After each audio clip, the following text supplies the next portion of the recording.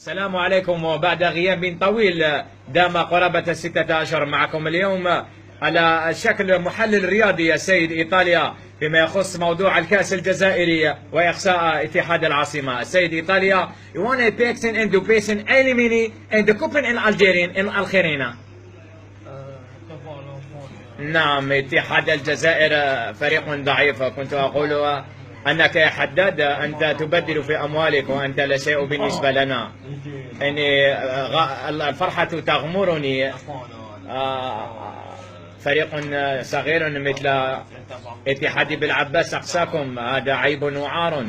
ألا تستحون؟ فريق بالمليارات وبالملايير المبليرة تهزمكم فريق صعد العام الماضي إلى القسم الأول. السيد إيطاليا، لماذا في رأيك تم إقصاء هذا الفريق الكبير الذي خصص له مبالغا طائلة؟ نعم، هذا شيء حاضر، شيء مبين. إن الفريق الذي تكثر فيه الملايير لا يبدو جيدا على المستوى.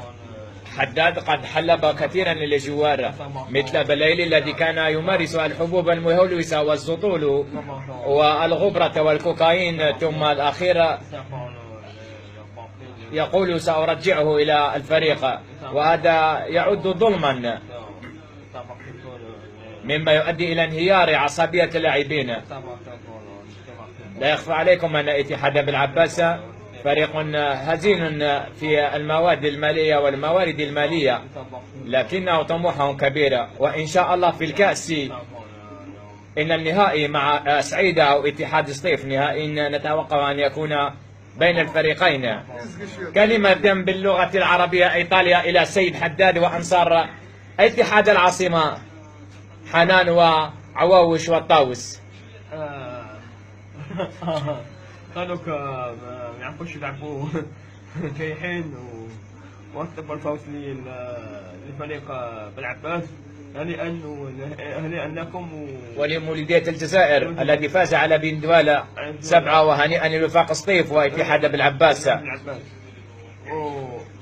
ونبقى متابعين نقول نعيمة وحاجة. إلى اللقاء. بالعباس.